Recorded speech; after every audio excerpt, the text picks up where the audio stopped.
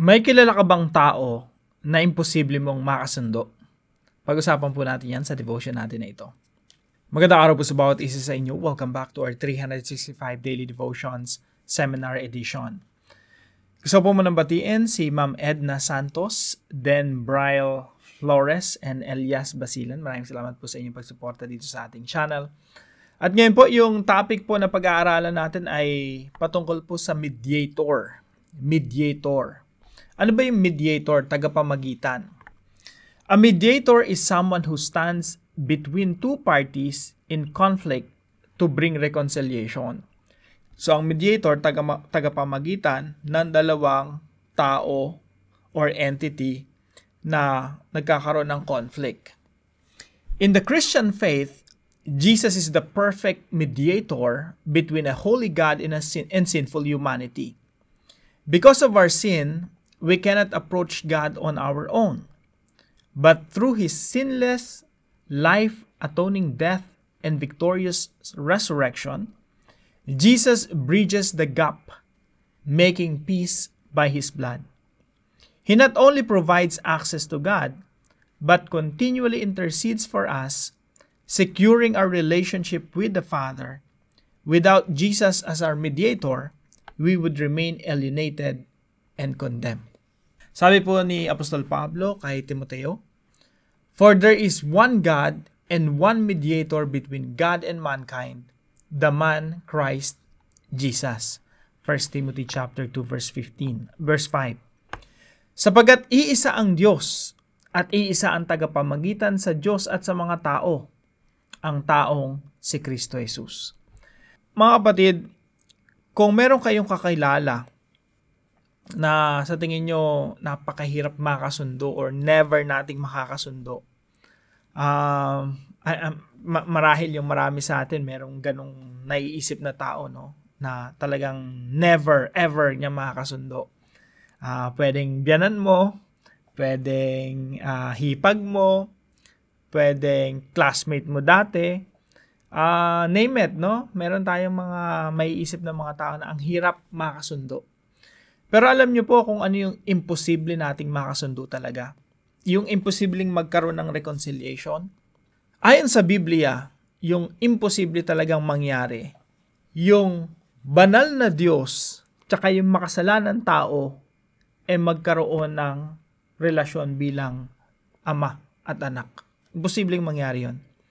Imposibleng magkaroon ng relasyon ang banal na Diyos sa makasalanan tao. Kaya po kinakailangan ng mediator. At sinasabi po ng Biblia, merong isang Diyos, merong isang mediator na nagre-reconcile, namamagitan between God and people. At yun ay walang iba kundi ang ating Panginoong Jesucristo.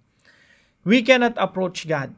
Imposible nating i-approach ang Diyos. Imposible nating lapitan ng Diyos. Maliban na lamang na merong maglalapit sa atin. Meron tayong mediator. Ang maganda po nito mga kapatid, yung mediator natin ay anak mismo ng Diyos, the Son of God, Jesus Christ. Mahaba pong talakayan ito and I know marami po sa atin familiar na sa topic na ito. Pero may mga gusto ko lang pong i-emphasize. Number 1 po, Jesus is the one and only mediator. Meron pong mga nagsasabi na meron pang ibang tagapamagitan. Minsan yung ibang mga paniniwala, naniniwala sila na yung mga church leaders, mailalapit sila sa Diyos. Kumbaga, pwedeng maging mediator.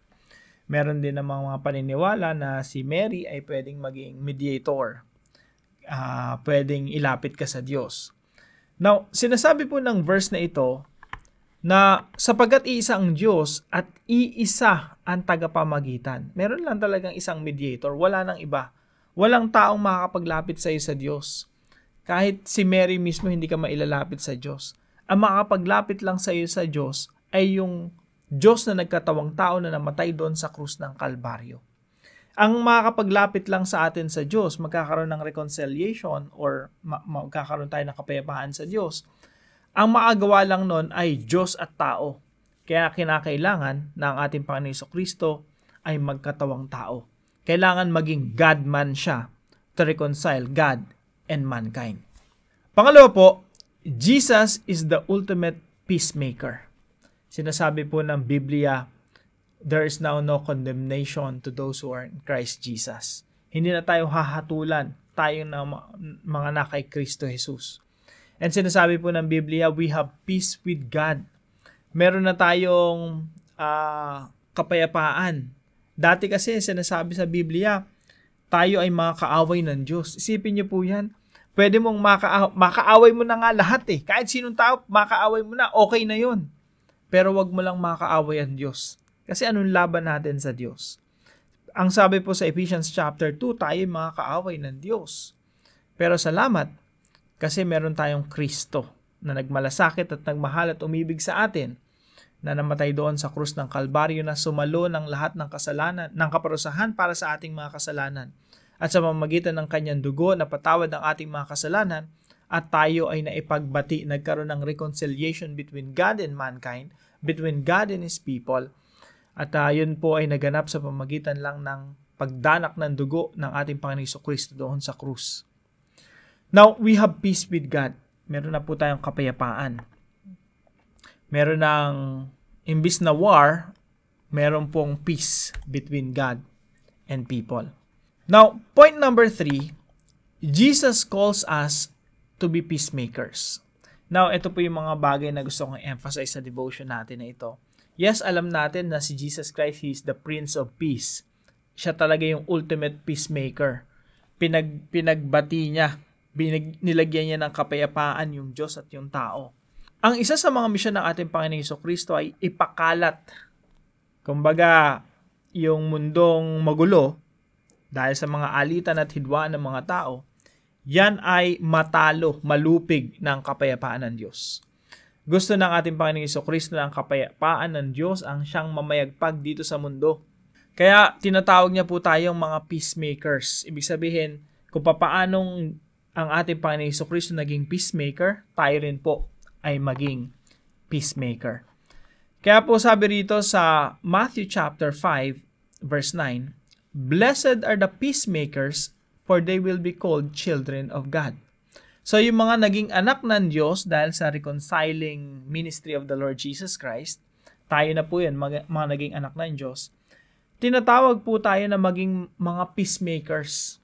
Ibig sabihin, pag merong nag-aaway, responsibilidad mo na pag-ayusin yon, pagbatiin. Responsibilidad natin na ayusin yung mga gusot sa paligid natin. Huwag kailanman tayong magdulot ng panggagatong sa mga nag-aaway ng mga tao. Huwag kailanman tayo maging mga chismoso at mga chismosa na nakakadagdag ng alitan ng mga tao.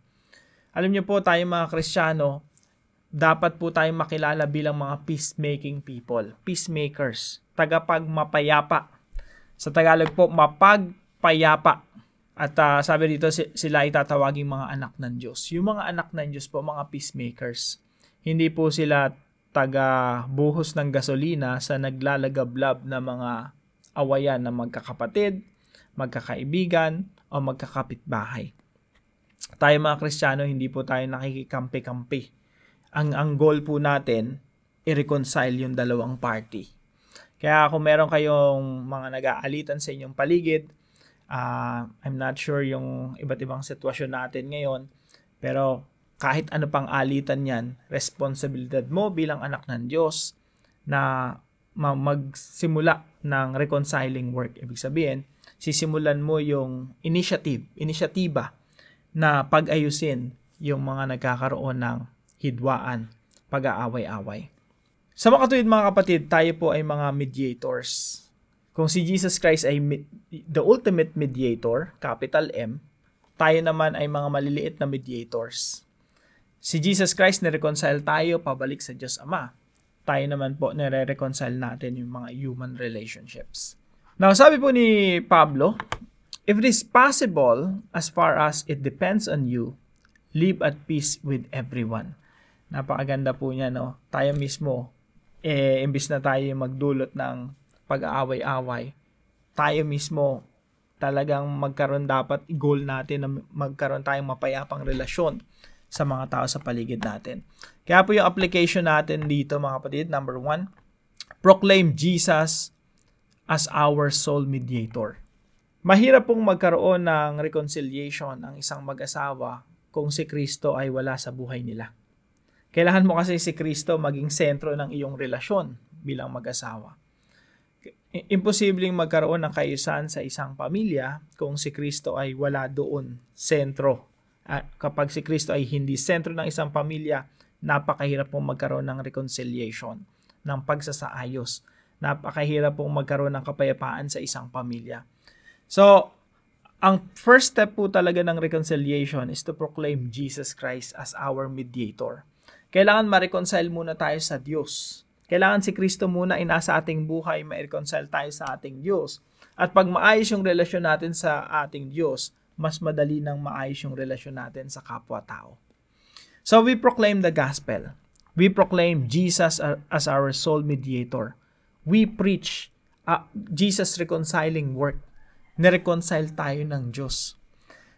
Colossians chapter 1 verse 20, sabi ron, so that in Him He might reconcile all things back to God, whether things on heaven or things on earth, by making peace through His blood shed on the cross. Talagang reconciliation ang ministry ng ating Panginoong Jesucristo. Point number 2, we promote peace and reconciliation. Pag may mga nag-aaway sa paligid natin, una tayo muna, no? Hindi tayo dapat nakikipag-away or gumagawa ng maraming kaaway. Pag may kaaway ka, ang instinct natin dapat makipagbati, makipag-ayos. Kaya sabi po rito, kung maaari hanggang sa inyong makakaya, ay makipamuhay kayo ng mapayapa sa lahat ng tao. Ano pong ibig sabihin nito? Ang sinasabi po ni Pablo rito, hayaan mo na sila, yung mga taong nakikipag-away sa iyo. Ikaw mismo, hanggat maaari, huwag ka na mag-focus sa iba, mag-focus ka sa sarili mo, hanggang sa inyong makakaya. Make peace, live at peace with everyone. So, bilangin natin yung ating mga kaaway, no? Pauntiin natin ang pauntiin hanggang sa wala na tayong kaaway, hanggang sa wala na tayong kasamaan ng loob, hanggang sa nakapag-sorry na tayo sa lahat ng mga nakasamaan natin ng loob. Point number 3, pray for our own Christian court. Meron pong pinagpipray namin, no, na tayo, kasama na tayo, na ipag-pray natin na tayo mga Kristiyano, magkaroon tayo ng sarili nating korte. Yung Christian Arbitration for Reconciliation and Equity. Meron tayong sariling korte na inaayos yung gusot natin mga Kristiyano, ng mga churches, mga nag-aaway-away sa mga churches, nag-aaway sa lupa, sa mga building, sa pera, sa mga kontrata na pinasok ng mga Kristiyano. Bakit po dapat tayo ang nag-aayos ng sarili nating problema at hindi na natin dinadala sa korte, lalo na kung mga civil cases lang naman? Kung mga murder yan, rape, dapat sa korte talaga yan. Pero kung mga civil cases, bakit tayo dapat ang nag-aayos? Alam niyo po, merong principle po dyan sa Bible, sa 1 Corinthians chapter 6 verse 1 to 8. Sabi rito, kung may reklamo ang sino man sa inyo laban sa kanyang kapatid sa pananampalataya, may dalawang tao, magka-churchmate, or yung isa pastor, or yung isa member or elder, nagkaroon ng negosyo, nagkaroon ng alitan, nagkaroon ng gusot. So kung may reklamo ka, wag mo daw dalhin sa korte. Kung may reklamo ang sino man sa inyo laban sa kanyang kapatid sa pananampalataya, bakit siya nagsasakdal sa mga hukom na di mananampalataya? Bakit kayo haharap sa mga hukom na hindi mananampalataya? Sa halip na ipaubaya sa mga hinirang ng Diyos ang pag-aayos ng usapin nila. So, ibig sabihin, pag binasa po natin ito dire-diretso, napakagandang principle po nito na talagang nag-uudyok sa ating mga Kristiyano na bumuo ng sarili nating korte. Ibig sabihin, tayo na dapat yung nag-aayos ng sarili nating mga problema alang-alang sa pangalan ng Panginoong Jesucristo. Huwag nating ipahiya si Jesus Christ sa harapan ng mga hindi naman mananampalataya. Pag-usapan po natin ito mamaya, i-share ko to sa discussion, separate video, itong verse na ito. Now, dumao po muna tayo sa discussion. Why is it important that Jesus, not anyone else, is our sole mediator before God? Samahan niyo po ako sa panalangin. Lord Jesus, thank you for being my mediator. When I was far from God, you came near and made a way through the cross.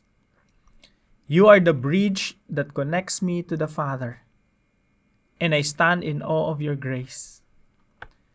Thank you that I don't need to fear rejection because you represent me perfectly. Help me to approach God boldly, not because of who I am, but because of what you've done. Deepen my confidence in your intercession and let my life reflect the peace I now have through you. In your precious name I pray. Amen and amen.